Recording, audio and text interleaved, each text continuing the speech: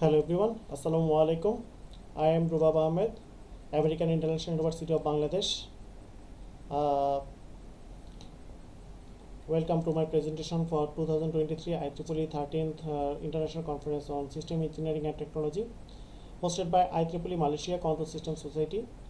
The topic of my presentation is Sustainable Electrification Scheme in Nizamdeep, a free feasibility study of hybrid renewable energy solution. My paper ID is 39. The synopsis of my presentation is introduction, objectives, methodology, optimal location for hybrid power plant, monthly average solar GSI, wind resource analysis, load profile for single household, monthly load profile, schematic of hybrid power plant, optimization result, monthly electricity generation, solar PV system output, wind turbine output, generic biogas generator, hydrokinetic output, conclusion and future work. Introduction. The hybrid power generation system is a hybrid combination of two or more resources to gain the full potential of renewable energy. The hybrid PV wind biomass hydrokinetic system is combination of wind energy, PV energy, hydrokinetic energy and biomass generator used to generate power from each other. The Homer simulation process for the hybrid system gives us a clear idea about determining the optimized result on a specific location for available natural resources present in this region.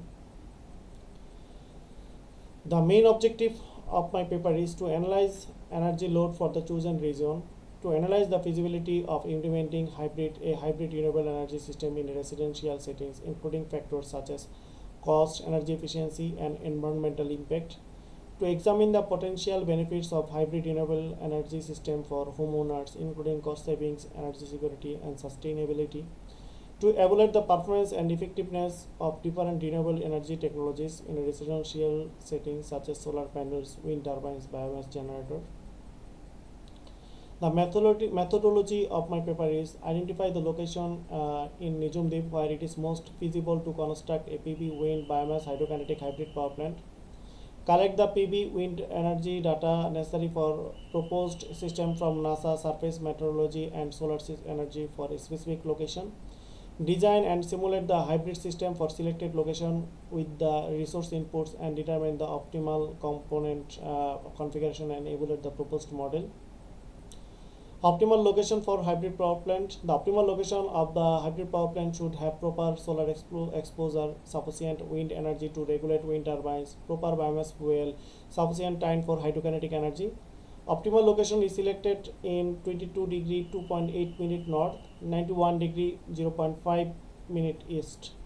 This is the location we have selected. You are seeing in the map. This is the monthly average solar GSI. This graph is taken from the Homer software, and this also download from the NASA meteorology, which is available in NASA, which is available in Homer software. Homer can also provide monthly average solar irradiance data for Nizamdeep, allowing for accurate analysis of the solar energy potential on the island. Figure shows monthly average solar irradiance data for Nizamdeep. In the figure you are seeing, this is the radiation per month is given here, and this is the clearness, radiant clearness index from the solar GSI. Wind resource analysis figure. This figure shows the wind speed variations throughout the year. This is also taken from the NASA meteorology software, which is available in the Homer software. This is the monthly available biomass of Nizamdeep. This data is given by us. We have calculated different biomass resources over there, and we input it into the Homer software, and we get this graph from the Homer software.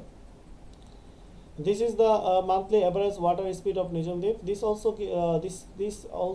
given input by us. We have taken we have calculated water speed in Nizamdeep from different papers. This is also shown in this graph.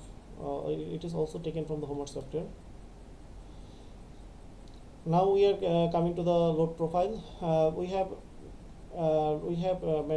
set our load profile for different categories of there are lots of people living there.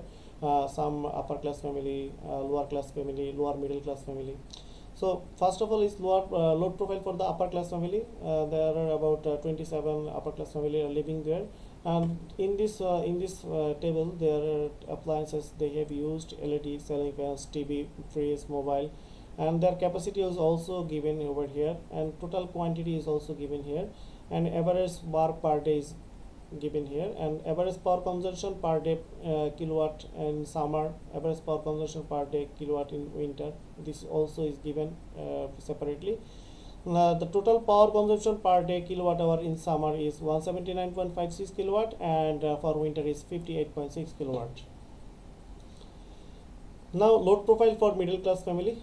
About 125 middle class family are living there. The total power consumption per day kilowatt hour in summer is 475.525, and for winter is 175.525. Load profile for the lower middle class. About 2018 people are lower middle class family living there, and their appliances are also given, and total power consumption per day is 1461.6 in summer and 459.36 in winter. Load profile for lower class family. There are about 205 people are living there. Their appliances are also given there, and total power consumption per day is 20.5, and in winter is 20.5. This is the graph. This is the load profile we have input in the Homer software, and the Homer is given us this type of graph output. Based on the graph, we extracted an average peak load of 125 kilowatt between 1730 and 2330 throughout the year. This is the monthly load profile. Based on the data provided in the figure, the maximum load recorded in March was 435.98 kilowatt, while the minimum load occurred in January, February, November, and December with a value of 200 kilowatt. This is the schematic of hybrid power plant. The hybrid system contains PV system, wind turbine system, biogas generator, hydrokinetic system, storage system, and system converter. There are two lines, AC line and DC lines. In the AC line, biogas, wind turbine, hydrokinetic, electrical load is connected directly, and in the DC line, PV and battery is also connected. Converter is connected in both of them. This is the optimization result. The optimization table estimates that the NPC of the PV, wind turbine, biogas generator, hydrokinetic, storage, and converter hybrid energy system will be 5.16. That means this one. And NPC is 5.5 million without PV, and with only wind turbines, biogas generator, and hydrokinetic storage and converters. The NPC decreases to 5.14 million if the wind turbine is removed, and to 7.54 million if the biogas generator is taken out of the equation as well. Including everything in the hybrid energy system is most cost effective solution. We received a total of NPC of 51,58,250 and CUE of $0.4291 for that type of hybrid energy system. The cost summary of the hybrid system is given in figure. This is the cost summary for the lead acid battery, generic wind turbine, generic biogas, PV, hydrokinetic, system converter, and system. And total calculation is also operation, their capital, replacement, operation and maintenance, fuel, salvage, and total cost is also given here. This is the monthly electricity generation is shown in this graph.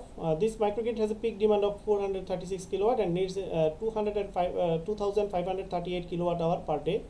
All of the following types of electrical generation are used to supply the proposed system electrical load. Solar PV system output. The generic PV system has a nominal capacity of 193 kilowatt, and the annual production is 2,64,751 kilowatt hour per year. This is the capital cost. $1,04,399. PV penetration is 28.5%, and maintenance cost is $6,444 per year. Wind turbine output. Power output from the generic wind turbine system rated at 3 kilowatt is 5,139 kilowatt hour per year. Quantity is 1. Wind turbine total production is 5,139 kilowatt hour per year. Capital cost is $18,000. Wind turbine lifetime is 20 years. Rated capacity 3 kilowatt hours of operation 7,222 years per year. Maintenance cost is $180 per year. This is the generic hydrokinetic output. The generic hydrokinetic has a total capacity of 40 kilowatt. The total annual production is 3,31,510 kilowatt hour per year. This is the rated capacity, and capital cost is $14,000, and PV hydrokinetic penetration is 35.7%, and total production is 3,31,510 kilowatt hour per year, and hours of operation 8,760 hour per year. This is the levelized cost, $0.00576 per kilowatt hour, and capital capacity factor is 94.6%. This is the generic biogas generator output. The power output from the generic biogas generator is 500 kilowatt using biogas as fuel is 5,63,775 kilowatt hour per year.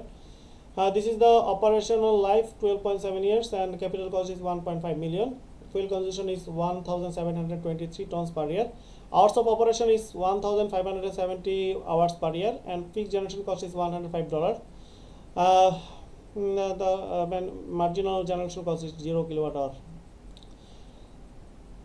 The main advantage of my paper is improved reliability. Hybrid system can take advantage of the diverse energy resources available at a specific location, which can help to improve the reliability of the system. And then increased efficiency. Hybrid system can be optimized to minimize waste, maximize the use of available energy resources. Cost effectiveness.